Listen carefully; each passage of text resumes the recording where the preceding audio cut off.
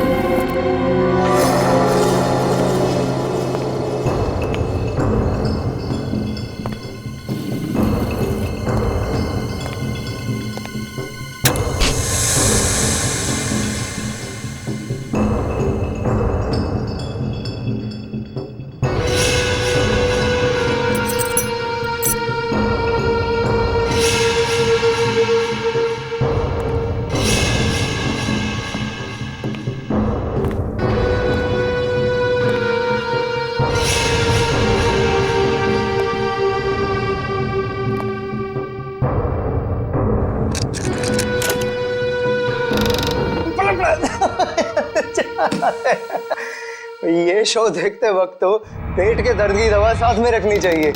हंसते हंसते पेट दर्द हो गया।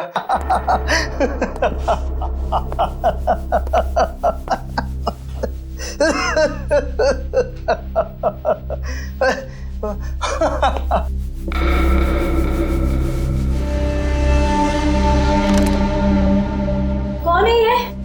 प्रमोद कौन है ये? बहुत खुशकिस्मत हो तुम। मौत से कुछ पल पहले इतनी हंसी और इतनी खुशी हर किसी को नसीब नहीं होती। कौन हो तुम? अंदर कैसे आए? मौत को अंदर आने के लिए किसी न्योते की जरूरत नहीं पड़ती है।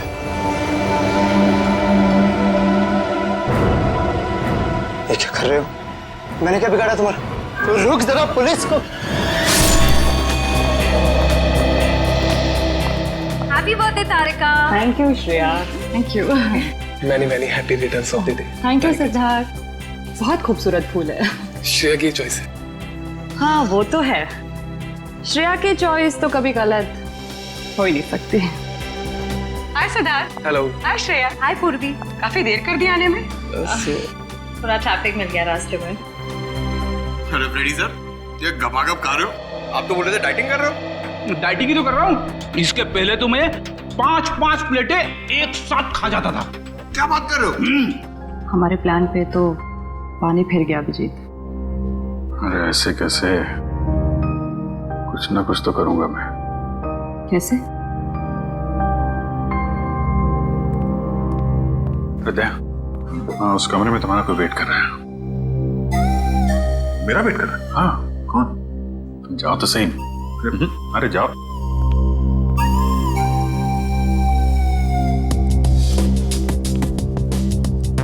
है सिद्धार्थ, वो तुम्हें मेरी जासूसी नॉवेल्स की कलेक्शन देखनी थी ना?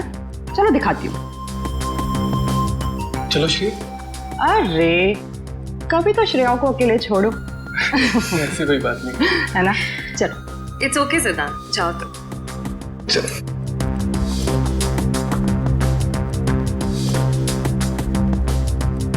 अरे श्रेया, तुम यहाँ? वहाँ कमरे में कोई तुम्हारा वेट कर रहा है। कौन? अरे जाओ देखो तो सही। अरे सर,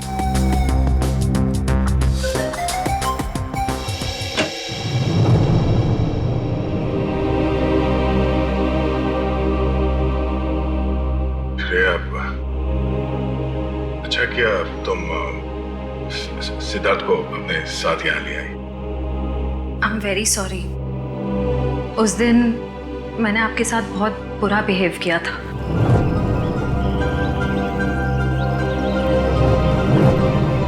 छोड़ो ना, मैं भूल गया हूँ, तुम भी भूल जाओ। काश भूल पाना इतना आसान होता। जिंदगी कितनी सिंपल हो जाती है। श्रेया, ये यादें ही तो है जो उदास दिलों को जिंदगी जीने का हौसला देती है। अगर यादें ही ना हो तो जिंदगी कितनी बोरिंग हो जाएगी।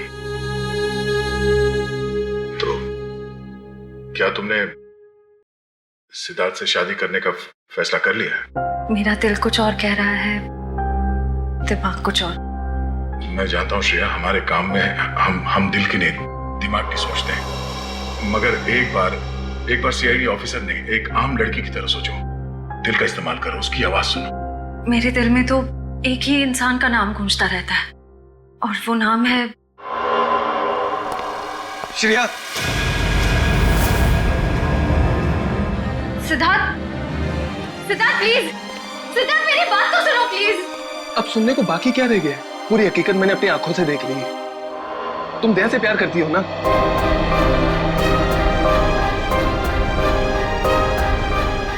सिद्धार्थ, मैं इस बारे में तुमसे बात करने वाली थी। क्यों नहीं? सिद्धार्थ, काम इतना होता है, मौका ही नहीं मिला मुझे। मौका नहीं मिला? I just can't believe I heard that. Siddharth please मेरी बात तो सुनो। ये इतना आसान नहीं हो के मैं आपको मेरी जगह रखकर तो सोचो, फिर पता चलेगा मैं किस अग्नि परीक्षा से गुजर रही हूँ।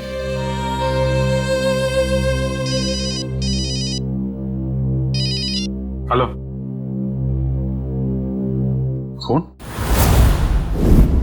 सर, दोनों पति पत्नी थे, प्रमोद और शांति। सर, हमने कभी सपने में भी नहीं सोचा था कि हमारे होटल में ऐसा कुछ होगा। एक मिनट, आप बाहर खड़े रहिए।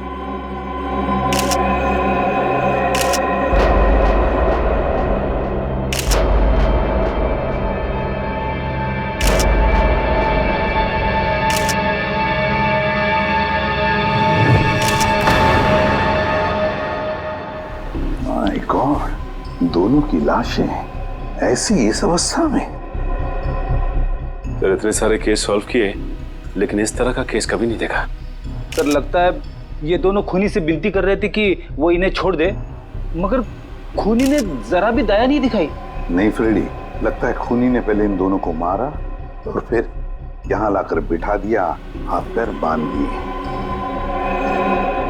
जिस तरह से इन दोनों को बिठाया कुर्सी में, लगता है खूनी हमसे कुछ कहना चाहता है। ये देखो, कम से कम 6-7 वार तो किए इस बेचारी पर। ऐसे इतनी बेरहमी से मारा है जैसे ये खूनी कोई सिर फिरा हो या फिर बदले की आग में ये सब किया है उसने। My God. सर, इस प्रमोद की पीठ पे भी वार किया गया है।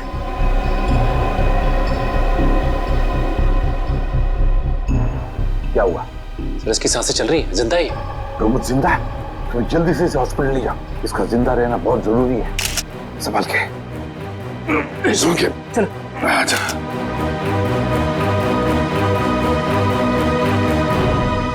एक बात बताओ, ये खूनी अंदर आया कैसे? किसी ने देखा कैसे? नहीं सर, ये सब रात में हुआ सर, और रात के वक्त इसकी ड्यूटी रहती है सर, इससे पूछिए आप। कैसे हुआ ये सब? सर, कुछ देर के लिए मेरी आंख लग गई थी रिसेप्शन डेस्क के ऊपर। तुम्हें शर्म नहीं आती ये कहते हुए कि तुम्हारी आंख लगी थी ड्यूटी पर? Sorry sir. एक बात बताओ, ये दोनों प्रमोद और शांति कब से रह रहे तुम्हारी होटल में? सर, पिछले 6 दिनों से रह रहे थे और आगे भी 1 महीने रहने का प्लान था सर। क्यों, कुछ बताया इन्होंने? सर, प्रमोद जी की नई नौकरी लगी थी, नासिक से इस शहर में नए आए थे, उन्हें अपना घर नहीं मिला, इसीलिए होटल में रह रहे थे सर। ठीक है, जाओ। वंश, प्रमोद और शांति, इन दोनों की पूरी जानकारी चाहिए मुझे।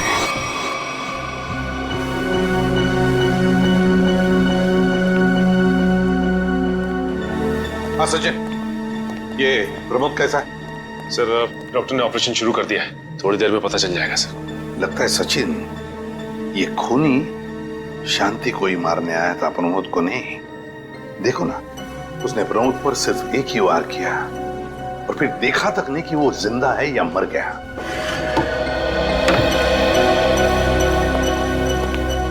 डॉक्टर साहब, कैसा है प्रमोद? हमने प्रमोद को बचा तो लिया है, मगर मगर क्या? वो कोमा में चले गए हैं। कोमा में? लेकिन डॉक्टर साहब, प्रमोद को होश तो आ जाएगा ना? हम तो अपनी तरफ से पूरी कोशिश करेंगे, मगर कुछ कहा नहीं जा सकता। Thank you. कुछ भी हो, प्रमोद होश में आना ही चाहिए। खूनी को सिर्फ प्रमोद ने ही देखा है। डॉक्टर साहब, शांति की लाश से कुछ पता चला? दया, मौत की वजह तो तुम लोगों को क्राइम स्पॉट पे ही पता चल गई होगी। पेट पर चाकू के इतने सारे घाव हैं, उसी की वजह से मौत हो गई बेचारे की। हाँ, वो तो हमें पता चल गया था। उसके अलावा कुछ और? हाँ, एक खास बात। 2 महीने पहले इसका किडनी का ऑपरेशन हुआ था। ये देखो, इसमें फोटो है। किडनी का ऑपरेशन?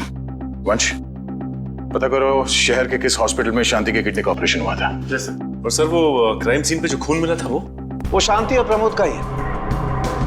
खूनी ने खून करने से पहले एक एक कदम फूंक फूंक कर रखा है। हाँ, काफी प्लानिंग की है खूनी ने इस जुर्म को अंजाम देने के लिए। उसे पता था कि ये प्रमोद ऑफिस से कितने बजे वापस आता है, और वो होटल के कमरे में पहुंच गया जब दोनों मौजूद थे। पर सर, अगर उसका मकसद शांति को ही मारना था, तो वो तो प्रमोद के आने से पहले ही जुर्म को अंजाम देकर वहां से फरार हो सकता था। हाँ, ये बात तो है। मुझे लगता है खूनी ने प्रमोद के ऊपर सिर्फ एक ही बार वार किया, और वो इसलिए क्योंकि वो चाहता था कि वो कोमा में पहुंच जाए और जिंदा लाश बन जाए। सर, लगता है ये खूनी कोई एक्सपर्ट है जो अच्छी तरह से जानता था कि वार कहाँ पे करना है। सर, वो एक्सपर्ट नहीं, मुझे तो सरफिरा लगता है। वरना मारने के बाद इन्हें प्रार्थना की पोजीशन में क्यों बैठा था? कोई तो गहरा कारण है सबके पीछे जो इस खूनी के अतीत से जुड़ा हुआ है। क्या प्रमोद की बीवी का खून हो गया और प्रमोद कोमा में है? जी हाँ। खैर, अब ये बताइए कि पिछले कुछ दिनों से प्रमोद का स्वभाव कैसा था? क्या वो डरा डरा रहता था या कुछ और अजीब बात? नहीं, ऐसा तो कुछ नहीं था। पर हाँ सर, मैंने उनको काम में बहुत सारी गलतियां करते देखा। साफ साफ बताइए, प्रमोद किस तरह की गलतियां कर रहा था? बेसिक अकाउंटिंग की गलतियां। मुझे तो हैरानी हो रही थी कि इतने काबिल और इतने क्वालिफाइड इंसान ऐसे बच्चों वाली गलतियां कैसे कर सकता है कोई। वो तो अच्छा हुआ कि मैंने उनकी गलती देख ली, वरना पूरी अकाउंट शीट खराब हो जाती। सर, मुझे तो लगता है उन्हें काम आता ही नहीं था। ऐसा कैसे हो सकता है? वो जिस कंपनी से आए थे वो तो बहुत बड़ी कंपनी थी, और कोई भी बड़ी कंपनी किसी ऐसे आदमी को अपने यहाँ नौकरी पर क्यों रखेगी जिसे उसका काम ही नहीं आता हो? अब तो इस प्रमोद की सारी कुंडली निकालनी पड़ेगी। तो पति पत्नी प्रमोद और शांति एक नंबर के धोखेबाज थे। उनके सारे सर्टिफिकेट्स और डॉक्यूमेंट्स नकली हैं। स्कूल और कॉलेज हर जगह के। ऐसी क्या वजह हो सकती है जिस वजह से 420 करके ये उस फाइनेंस कंपनी में काम कर रहा था? ये उस प्रमोद को वहाँ काम करके क्या फायदा हो सकता है? इस सवाल का जवाब तो उसी वजह से जुड़ा है निखिल, जिसकी वजह से इस प्रमोद की हत्या की गई। पर वजह जो भी हो, उस वजह का पता तो सीआईडी निकाल ही लेगी। लेकिन सर, हो सकता है इन दोनों का नाम भी नकली हो सकता है।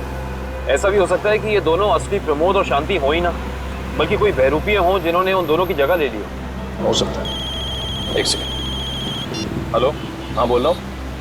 हाँ, कौन सा hospital? Okay, thank you so much. क्या हुआ निखिल? हमारा अंदाजा सही निकला। 2 महीने पहले पुणे की मोती हॉस्पिटल में इस प्रमोद की पत्नी का एक ऑपरेशन हुआ था। वहाँ प्रमोद की पत्नी का नाम शांति नहीं बल्कि विनीता लिखा हुआ है। विनीता? मोती हॉस्पिटल, पुणे।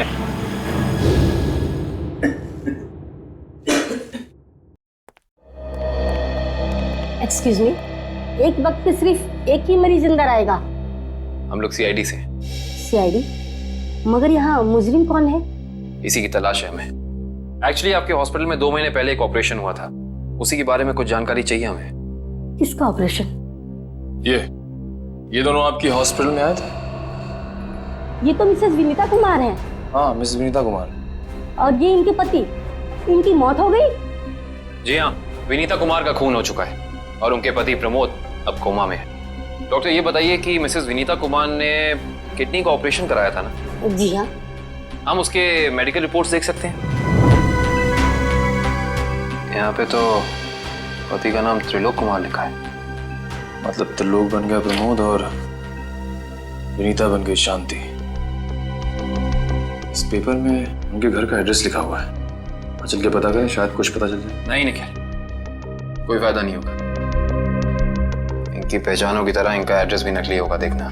हाँ, हमने इन्हें ऑपरेशन के कुछ रिपोर्ट्स कोरियर की थी, मगर वो कोरियर वापस आ गए थे। डॉक्टर, ये बताइए कि इन्होंने ऑपरेशन का पेमेंट कैश में की थी या चेक से या किसी कार्ड से? इंश्योरेंस के जरिए। इंश्योरेंस? उस इंश्योरेंस कंपनी के कोई कागजात, कोई डॉक्यूमेंट्स हैं आपके पास? हाँ, इसी फाइल में होंगे। गुड।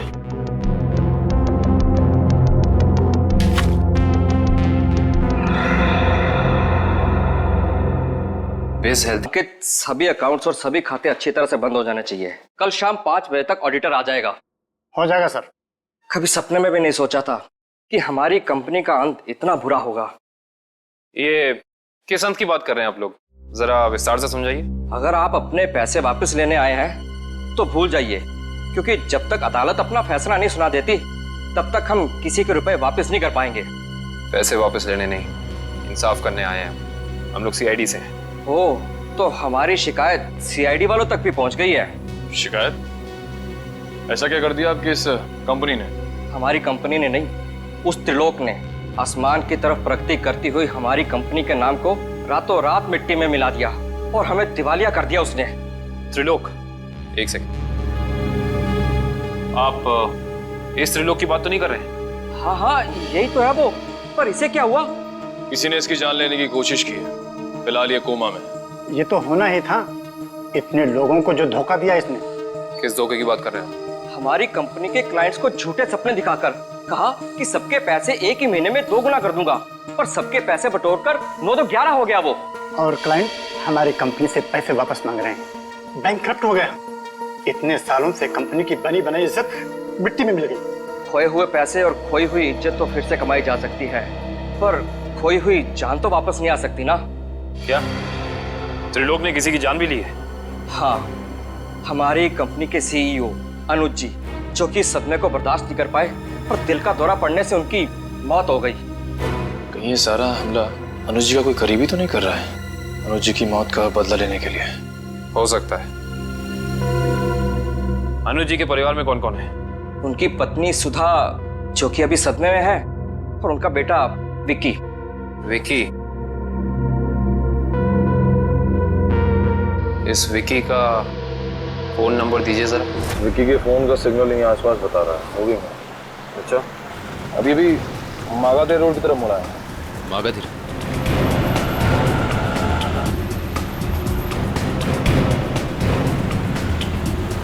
देखो सिग्नल में कुछ पता चला? एक मिनट में। क्या हुआ? इस विक्की के फोन का सिग्नल यहीं आसपास बता रहा है। कहीं विक्की इस बाइक पे तो नहीं? हाँ सर, हो सकता है ये विक्की है। चेक करते हैं।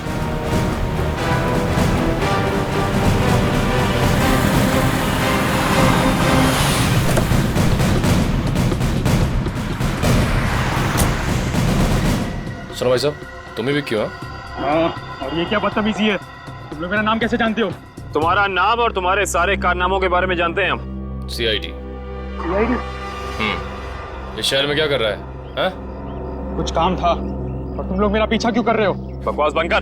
दो खून करके भाग रहा हो, कह रहा है सीआईडी पीछा क्यों कर रही है? मैंने कोई खून नहीं किया है। अच्छा, त्रिलोक और विनीता का खून नहीं किया तुमने? What? त्रिलोक और विनीता मर चुके हैं? ड्रामा बनकर अपना, पूरा इतिहास है तेरा हमारे पास। उन दोनों ने तुमसे तुम्हारे पिता को छीना, उसका बदला लेने के लिए तुम यहाँ आए हो उनके पीछे। हाँ, मैं बदला लेने जरूर आया था, पर मैंने उनका खून नहीं किया। देख, सच बोल दे समझा, नहीं अपनी शक्ल नहीं पहचान पाएगा। मैं सच कह रहा हूँ। मैंने किसी तरह उनके बारे में पता किया। मैं उनके होटल भी गया था, मगर जैसे मैं उनके कमरे की तरफ जा रहा था, मैंने उनके कमरे में एक आदमी को जाते हुए देखा। कौन सा आदमी था वो? उसके चेहरे को ठीक से देख नहीं पाया मैं। तुम्हें जो भी याद है, जितना भी याद है, साफ साफ बताओ।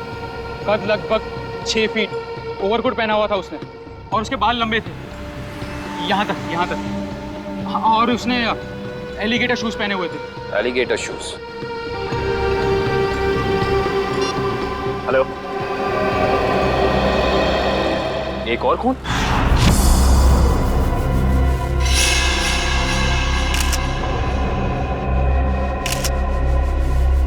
लाश ऐसे अजीब ढंग से क्यों बैठा है?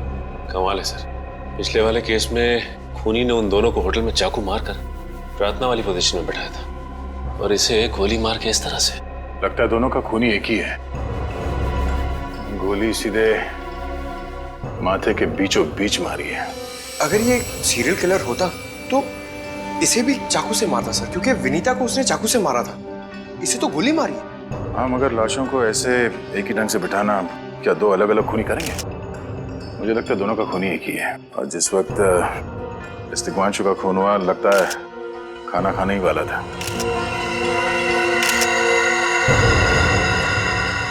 तो यहाँ पे दूसरी प्लेट भी पड़ी है। कहीं ऐसा तो नहीं कि ये तिग्मांशु की बीवी के लिए थी? मैम सब तो एक हफ्ते के लिए गाँव गई हुई है, एक हफ्ते के बाद लौटेगी। तो क्या घर में कोई और आदमी था जिसके लिए तिग्मांशु ने एक और प्लेट में खाना डाला? नहीं साहब। अच्छा, जब तुम घर वापस आए उस वक्त ये दरवाजा खुला था या बंद था? नहीं साहब, बंद था। तो फिर तुम घर के अंदर कैसे आए? साहब ने एक चाबी मेरे पास भी दे रखी है। जो कोई भी था, ऐसा लगता है कि तिग्मांशु उस आदमी को जानता था। एक काम करो सचिन, पंकज, घर की अच्छी तरह से तलाशी लो, देखो कुछ मिलता है क्या।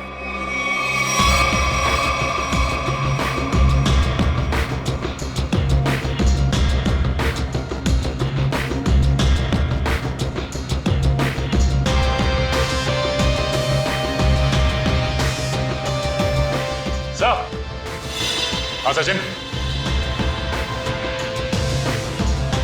सचिन, ये देखिए सर, यहाँ से शीशा निकाला गया है, चिटकनी खोली गई है और यहाँ से बाहर जाने का रास्ता भी है। मतलब कोई अंदर यहाँ इस खिड़की से आया था?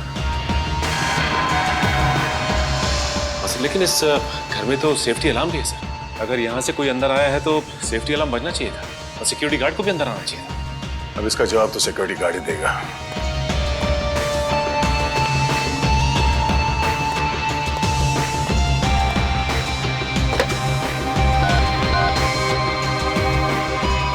हेलो सिक्योरिटी, अच्छा आज दोपहर को तिग्मांशु जी के घर से अलार्म बजा था, तो फिर आप चेक करने के लिए उनके घर पे क्यों नहीं आए? ओ आई सी, पिछले हफ्ते भी? ठीक है, थैंक यू। क्या बोला सर ये सिक्योरिटी वाला? सिक्योरिटी का कहना है कि अलार्म बजा था और उन लोगों ने घर में फोन भी किया, तो तिग्मांशु जी ने कहा कि गलती से अलार्म बज गया, इसलिए वो लोग ऊपर नहीं आए। सर, हो सकता है तिग्मांशु ने मजबूरी में कहा, खूनी ने उसके सर पे गन तान दी हो। कुछ कह नहीं सकते, बात करते वक्त अगर थोड़ी सी भी टेंशन हो आवाज में तो ये सिक्योरिटी वाले तुरंत भाप लेते हैं। दरअसल पिछले हफ्ते भी तिग्मांशु के घर से अलार्म बजा था और जब सिक्योरिटी वालों ने फोन किया था तो तिग्मांशु ने यही कहा था कि गलती से बच गया।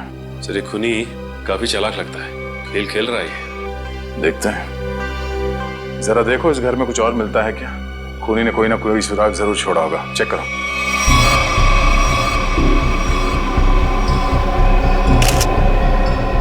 सर एक मिनट सर।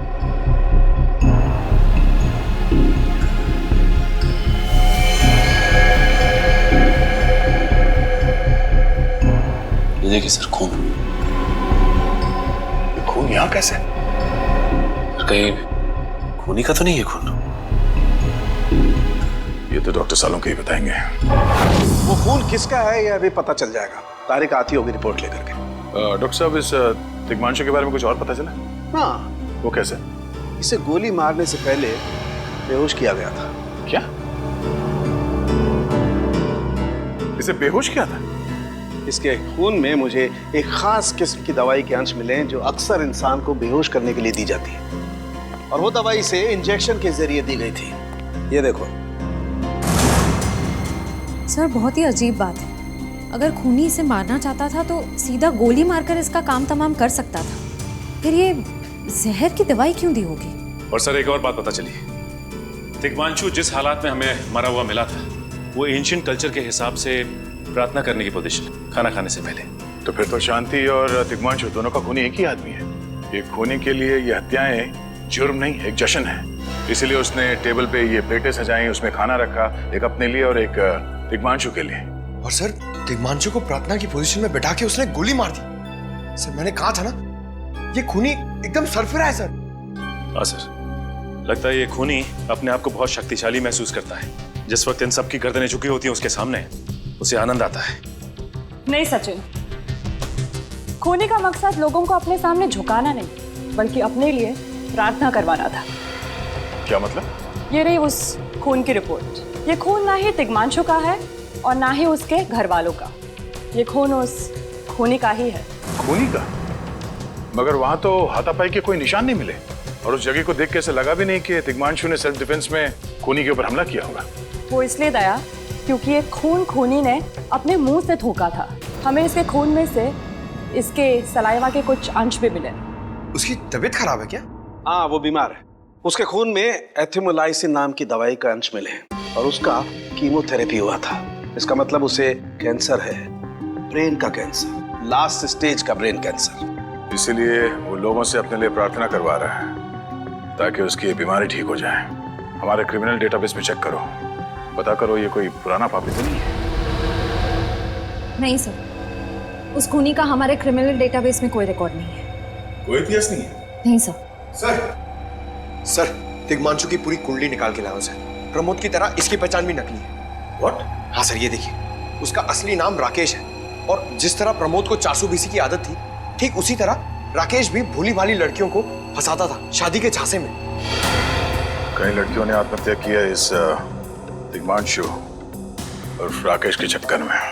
हाँ सर, शादी के बाद उनके पैसे लेके ये गायब हो जाता। सर, इसका मतलब खूनी ने 2 ऐसे लोगों को मारा जो पहले से मुजरिम थे। शायद उसने सोचा होगा कि मरने से पहले कुछ अच्छे कर्म कर लूं। नहीं श्रेया, जरूर कोई रिश्ता रहा होगा उसका इन दोनों अपराधियों के साथ। पता करो इन दोनों अपराधियों का केस किस पुलिस स्टेशन में फाइल किया गया था। सर, ब्रेन कैंसर के जितने भी पेशेंट्स हैं शहर में, उन सबकी लिस्ट मिल गई है। कुल मिला के ऐसे 50 पेशेंट्स हैं, जिसमें से 10 पेशेंट्स ऐसे हैं जो कैंसर की लास्ट स्टेज पे हैं। उनमें से 4 औरतें हैं, बचे 6। हाँ सर, और इन 6 में से 4 ऐसे हैं जो 70 साल से ऊपर के बुजुर्ग हैं। अब बचे 2, ये उदय और भानु। तुम इन दोनों से मिले?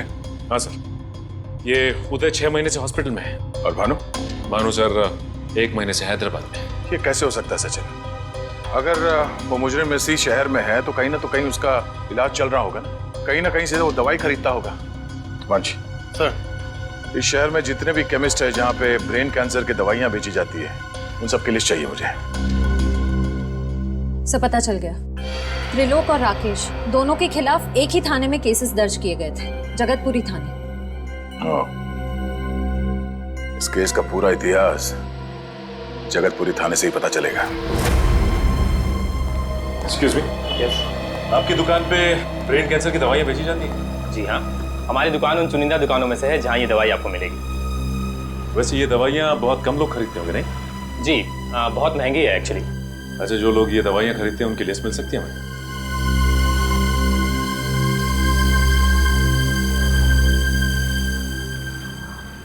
ये रही वो लिस्ट।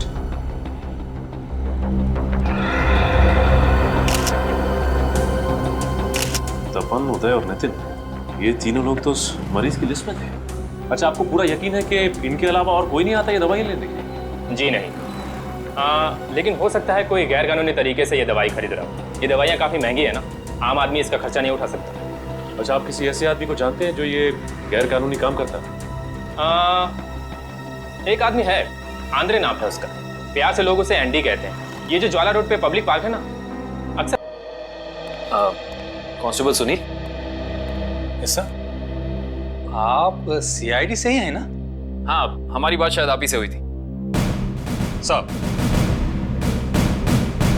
बताइए, कांस्टेबल सुनील आपके लिए क्या कर सकता है? सुनील जी, हाल फिलहाल में इस रिकॉर्ड रूम में कोई चोरी वगैरह हुई थी क्या? चोरी नहीं तो सर, अब यहाँ भला कोई चोरी कैसे करेगा? सुनील, फिर आप एक हेल्प कर सकते हैं हमारी। हमें 2 मुजरिमों की फाइल चाहिए। एक का नाम है त्रिलोक कुमार और दूसरे का राकेश भिवेन। एक मिनट सर, क्या नाम बोले? राकेश? राकेश भिवेन।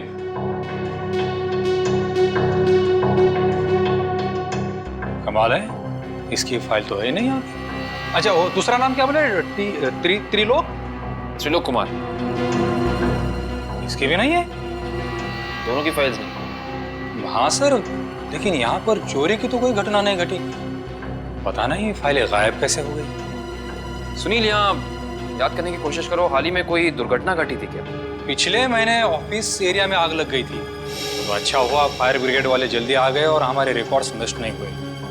जरूर ये आग भी जानबूझकर लगाई गई थी। आग लगने की वजह क्या थी? वो बताया गया कि मेन स्विच बोर्ड के अंदर शॉर्ट सर्किट हुआ था। कोई इलेक्ट्रिशियन भी आया था काम करने के लिए।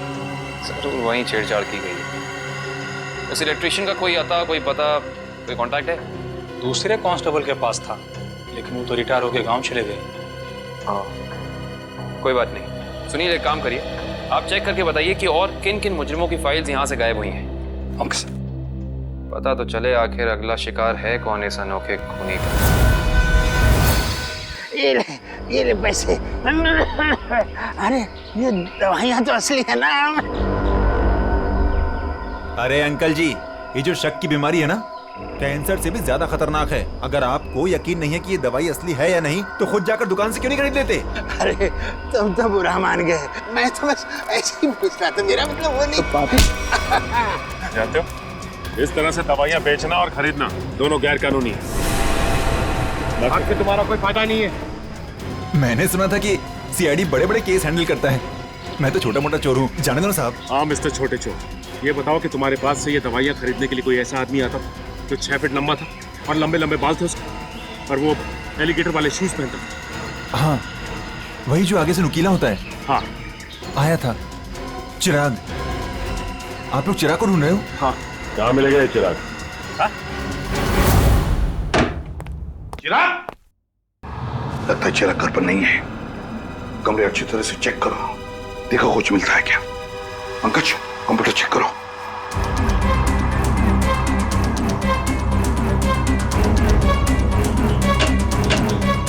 सर, ये देखिए, पूरी अलमारी गन्स और चाकू से भर रखी इस चिराग ने। My God.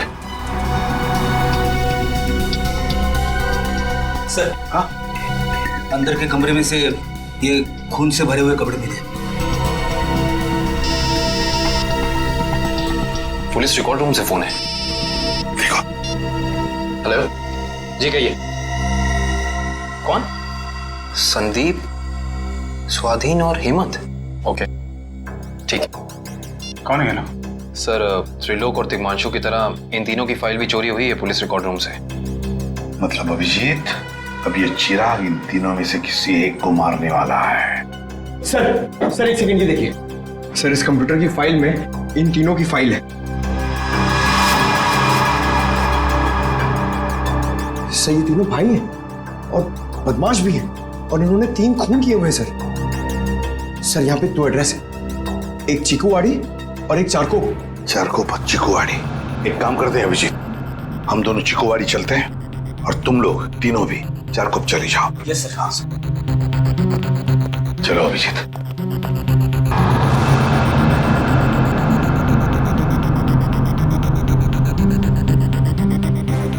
क्या हुआ सर? अभिजीत, ये पेन, ये मेरा पेन है अभिजीत। आपका पेन? यहाँ पे कैसे सर? ये पेन मैंने जग्गा को दिया था, जग्गा को। जग्गा सर? वो आपका खबरी? हाँ अभिजीत, मेरा खबरी। मगर जग्गा तो मर चुका है सर। हाँ अभिजीत, तो मर चुका है, लेकिन जिस खून में तलाशी करने में मदद की थी जग्गा ने हमारी, उस वक्त वो खून भी इसी तरह हो रहे जैसे आज हो रहे हैं। खून करने के बाद लोगों को प्रार्थना की पोजीशन में रखा जाता है। चलते हैं सर। नहीं अभिजीत, क्योंकि अभिजीत जिस तरह से वो खून किए जा रहा है, लगता है मुझे संदेशा भेज रहा है, मुझे मिलना चाहता है अकेले में।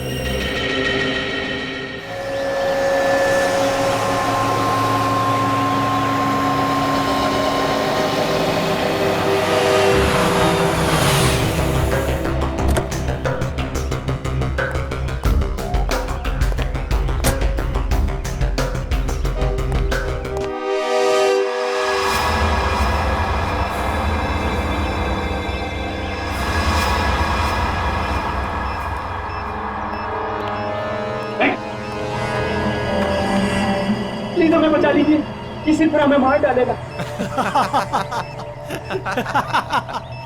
घबराओ मत, मैं इसे भी प्रद्युम्न हूं, कुछ नहीं होने दूंगा तुम्हें। इनकी बातों को ज्यादा सीरियसली मत लेना, इन्हें तो झूठे वादे करने की आदत है, और इतनी बड़ी बड़ी बातें करने से पहले एसीपी जरा मेरा इंतजाम तो देख लो। बस रिमोट के इस बटन को दबाना है और ये तीनों हमेशा के लिए बूम, धरती से गायब। क्यों कर रहे हो तुम ये? क्या गलत कर रहा हूँ? हाँ बोलो।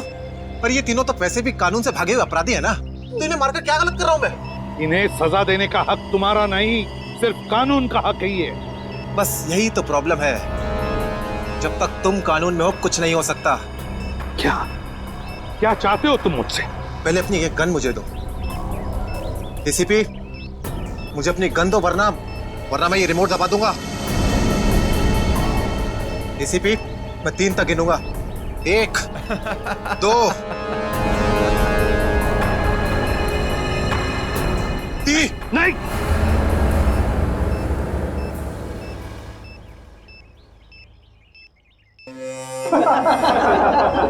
बहुत अच्छे एसीपी, बहुत अच्छे। तो तुम जानना चाहते थे ना कि मैं तुमसे नफरत क्यों करता हूँ? जग्गा खबरी का नाम ध्यान है? याद है मुझे। मैं उन्हीं का बेटा हूँ। पता चल चुका था मुझे। एसीपी, तुमने मेरे पिताजी से वादा किया था ना कि तुम उनका बाल भी बाका नहीं होने दोगे। फिर क्यों नहीं बचा सके उन्हें? बोलो। देखो चिराग, तुम्हारे पिताजी की मौत का बोझ आज भी मेरे दिल पर है। बंद करो ये तुम्हारा नाटक। उस वक्त कहाँ थे तुम, जब मेरे पिताजी की मौत के बाद मैं और मेरी माँ दर दर की ठोकरें खा रही थी? खाने के पैसे तक नहीं थे हमारे पास। तो तुम मेरे पास चले आते, मैं कुछ मदद कर सकता था तुम्हारी। क्या कर लेते तुम? हाँ, सिवाय झूठे वादों के।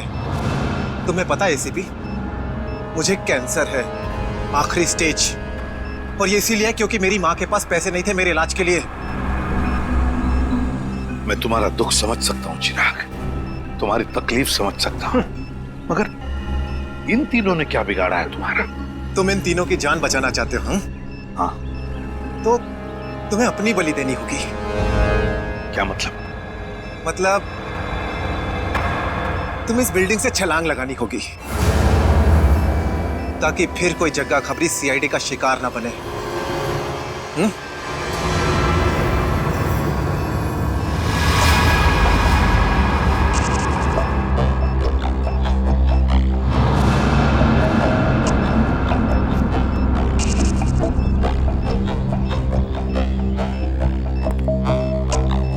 ठीक है, मंजूर है।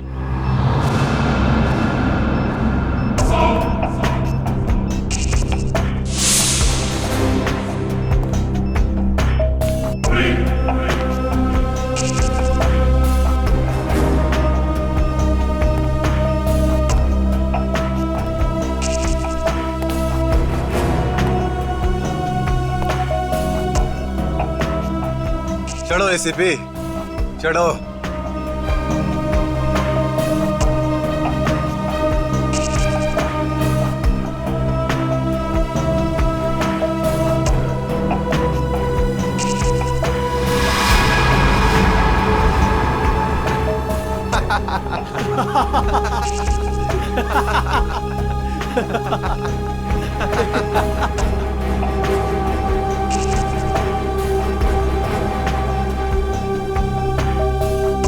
ऊपर जाकर मेरे पिताजी से माफी जरूर मांग लेना।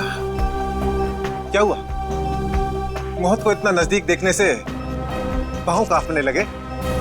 एसीपी आज तक अपनी मौत को अपनी हथेली पर लेकर ही चला है, समझे? मौत से कभी डरा नहीं है वो। इतनी बड़ी बड़ी बातें, अब बातों का वक्त नहीं है, अब एक्शन का वक्त है। कूदो एसीपी, छलांग लगाओ और अपनी ये बेहतरीन जिंदगी को अलविदा कह दो। चलो। 1 मिनट, मैं जरूर कूदूंगा, लेकिन तुम पर कैसे विश्वास कर सकता हूं कि मेरे कूदने के बाद तुम इन तीनों को छोड़ दोगे? तुम्हारे पास और कोई चारा भी नहीं है। कूदो एसीपी, वरना मैं इस रिमोट का बटन दबा दूंगा।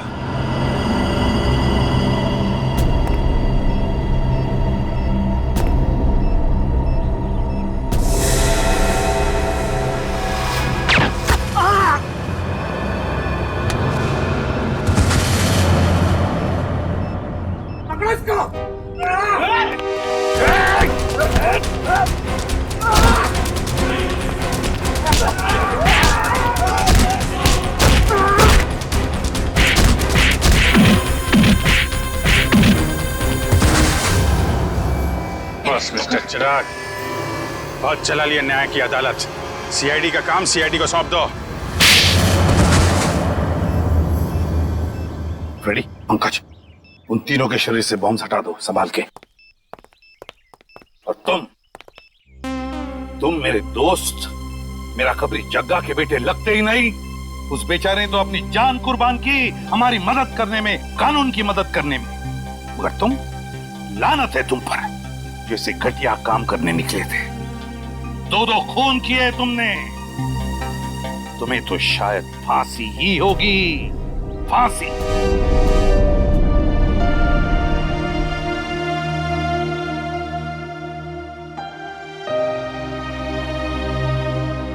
बड़े बुजुर्ग कह गए कि अगर कोई चिंता सताए तो उस चिंता को अपने कलेजे के अंदर अंगार बनने नहीं देना चाहिए।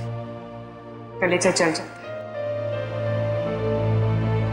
मुझे कोई चिंता नहीं सता रही है। In fact I think I am the luckiest girl in the world right now. CID में सब मेरे काम से खुश हैं। मेरे पास तुम दोनों जैसे दोस्त हैं। मेरी शादी होने वाली है। एक लड़की को और क्या चाहिए होता है? शायद प्यार। प्यार भी तो है ना मेरे पास। मम्मी पापा का प्यार, दोस्तों का प्यार और सिद्धार्थ का प्यार। जुबान की बात दिल से मेल नहीं खा रही है श्रेया। मतलब ये कि दिल की बात जुबान पे लाने का वक्त आ गया है श्रेया। वो श्रेया कहाँ गई? हाँ, जो अपने सारे डिसीजंस खुद लेती थी, जिसे पता था कि उसको अपनी जिंदगी में क्या चाहिए। हाँ श्रेया, अब वक्त आ गया है। तुम्हें किसी एक को चुनना ही होगा। और अगर तुमने एक स्ट्रॉन्ग डिसीजन नहीं लिया ना, तो उसका असर तुम्हारी जिंदगी पर नहीं, बाकी 2 जिंदगियों पर भी पड़ेगा। मैं क्या डिसीजन लूं? किसे चुनूं? उस इंसान को जिसे मैं बहुत प्यार करती हूं, पर उन्होंने कभी अपने प्यार का इजहार नहीं किया, या शायद वो मुझसे प्यार करते ही नहीं, या फिर उस इंसान को जो मुझसे बहुत प्यार करता है, मुझे पलकों पर बैठा कर रखता है। मगर यहाँ पे इम्पोर्टेंट सवाल ये है कि तुम किससे प्यार करती हो? नहीं तारिका, यहाँ ये बात इम्पोर्टेंट है कि अब मैं पीछे नहीं हट सकती। मेरे किसी भी डिसीजन से ना सिर्फ सिद्धार्थ को, बल्कि उसकी और मेरी फैमिली को बहुत दुख होगा। बच्चों जैसी बातें मत करो श्रेया। हर माँ बाप चाहते हैं कि उनके बच्चे को जिंदगी की हर खुशी मिले। तुम सिद्धार्थ के साथ खुश नहीं रह पाई तो क्या अंकल आंटी खुश रह पाएंगे? और अगर तुम खुश नहीं रही तो क्या सिद्धार्थ खुश रह पाएगा? तुम्हारा एक कदम श्रेया बहुत सारी जिंदगियों को अफेक्ट करेगा। तुम बस दिल से काम लो। देखो, दिल हमेशा सही रास्ता दिखाता है। ठीक है, अब से मैं अपने दिल की बात सुनूंगी। अगर मैं किसी भी कदम पर कमजोर पड़ जाऊं तो तुम दोनों को मुझे सही रास्ता दिखाना होगा। हाँ, लेकिन एक शर्त पे। कैसी शर्त? तुझे आइसक्रीम खिलानी पड़ेगी। Of course.